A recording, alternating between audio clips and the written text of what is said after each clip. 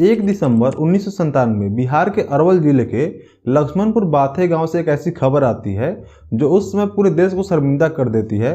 दरअसल लक्ष्मणपुर बाथे गांव में 58 दलितों की हत्या कर दी जाती है। वहीं 3 नाव चलाने वाले लोगों की भी हत्या कर दी जाती है। पर सवाल यह है कि हत्या की किसने, इसके पीछे रीजन क्या था और इसमें अभी तक किसी को सजा क्यों नहीं हुई है। तो इन सभी बातों को डिटेल में जानने की कोशिश करेंगे आज की इस वीडियो में। तो नमस्कार, मेरा नाम है विक्रम पांडे। वीडियो शुरू करने से पहले आपसे रिक्वेस्ट है कि अगर आपको हमारा काम पसंद आए तो चैनल को सब्सक्राइब करें और वीडियो को शेयर जरूर करें ताकि हम ग्रो कर सके। अब लौटते हैं अपने वीडियो पे।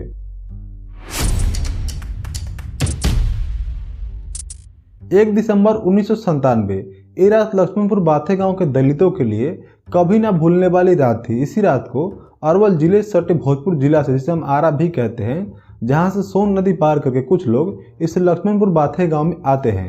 आरोप लगता है कि लोग रणवीर सेना से थे। अब रणवीर सेना क्या थी इसके बारे में आप आगे समझ जाएंगे। ये लोग नदी पार करके इस गांव में आते हैं और सोते हुए दलितों पर गोली चलाते हैं और 58 दलितों की हत्या कर देते हैं। इसमें कई बच्चे, कई महिलाएं, कई पुरुष थे। वहीं जो मल्लाह इनको लेकर आए थे उनको भी ये लोग मार देते हैं। जब इस नरसंहार की खबर कल फैलती है तो पूरा देश निःशब्द रह जाता है। जब एक घटना हुई तो इस पर राजनीति भी खूब हुई। कई नेता इस गांव में आए। उस समय बिहार की सीएम राबड़ी देवी थी, वो भी 3 दिन बाद इस गांव में आई। लोगों को इंसाफ का भरोसा दिया, तब जाके यहाँ पे लाशों का अंतिम संस्कार हुआ। सरकार ने लोगों को नौकरी और मुआवजे देने की बात कही, पर ये सरकारी वादा है, कभी पूरा नहीं होता है। पर ये हत्या हुई क्यों, तो इसे समझने के लिए आपको 90 के दशक में जो बिहार की स्थिति थी उसे समझना पड़ेगा, जहाँ पे जाति के नाम पे सेना बन रही थी। जो पिछड़ी जाति के लोग थे वो अगड़ी जाति के लोगों को मार रहे थे, जो अगड़ी जाति के लोग थे वो पिछड़ी जाति के लोगों को मार रहे थे। 90 के दशक में बिहार में कई जाति नरसंहार हुई और जो डिस्ट्रिक्ट है अरवल का, भोजपुर का, गया का, जहानाबाद का, इसे लाल बेल्ट कहा जाता था। यहाँ पे कम्युनिस्ट पार्टी का डोमिनेंस था, नक्सलियों का डोमिनेंस था और नक्सली जमींदारों के जमीन पे कब्जा कर लेते थे ताकि जमींदार अपनी ही जमीन पे ना जा सके। यहाँ पे भाकपा माले ने इन इलाकों में जो पिछड़ी जाति के लोग थे, जो दलित थे, उनको अपने साथ जोड़ा, उनकी बात करनी शुरू कर दी। उनका मानना था कि जो जमींदार हैं, जो ज़्यादातर अपर कास्ट के लोग थे, वो इनसे खेती कराते हैं लेकिन इनका सही से हक नहीं देते हैं। इन्होंने एक आंदोलन चलाया जो बाद में हिंसक हो गई और उस ज़मीन पर जिस पे किसान काम करते थे उस पर जाके लाल झंडा लगाए देते थे, जिसका मतलब ये था कि अब ये ज़मीन उस किसान की हो गई जो उसमें काम करता है और इसीलिए इसे लाल इलाका कहा जाता था। अगर उस ज़मीन पे जिस पे नक्सलियों ने लाल झंडा लगा दिया है उस पर अगर जमींदार जाते थे तो उन्हें मारने की धमकी दी जाती थी और मारा भी जाता था। तब इसके जवाब में जमींदारों ने, जिसमें ज़्यादातर अपर कास्ट के लोग थे, एक मिलिटेंट संगठन बनाते हैं जिसका नाम था रणवीर सेना, जिसका उद्देश्य था कि अपनी ज़मीन पे जिस पे नक्सली ज़बरदस्ती कब्जा कर ले रहे हैं उसे मिलिटेंट तरीके से अपने पास रखा जाए।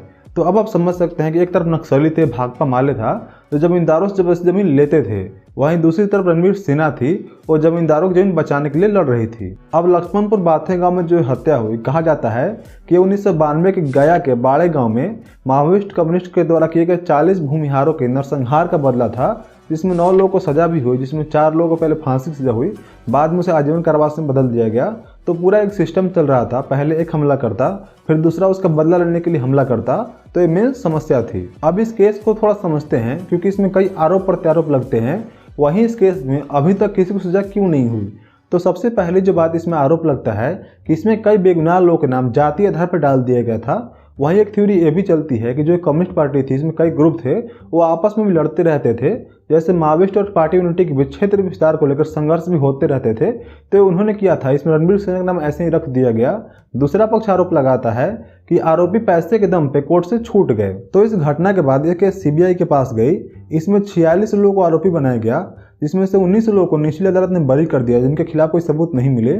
एक व्यक्ति गवाह बन गया और बाकी 26 लोगों को आरोपी बनाया गया। और 2010 में पटना के स्पेशल कोर्ट ने 16 लोगों को फांसी की सजा दी और 10 लोगों को आजीवन कारावास की सजा दी।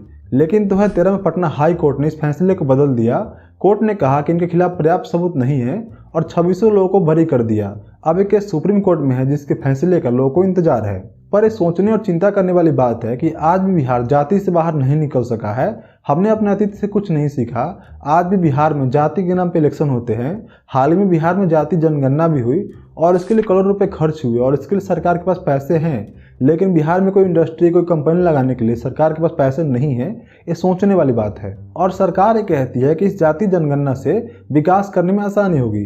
तो मेरा सरकार से एक सवाल है कि सबसे पिछड़ी हुई जातियाँ SC/ST में आती हैं, जिनका सरकार 1951 से डाटा कलेक्ट कर रही है, तो इनका कितना विकास हो पाया है, इस पर सरकार को एक रिपोर्ट निकालनी चाहिए। हम सभी को पता है कि जाति के आधार पर सिर्फ कुछ लोगों का फायदा होगा, बिहार का नहीं। बाकी वीडियो पसंद आया हो तो वीडियो को लाइक करें, चैनल को सब्सक्राइब करें, वीडियो को शेयर जरूर करें ताकि हम ग्रो कर सके। फिर मिलते हैं किसी नए वीडियो के साथ में।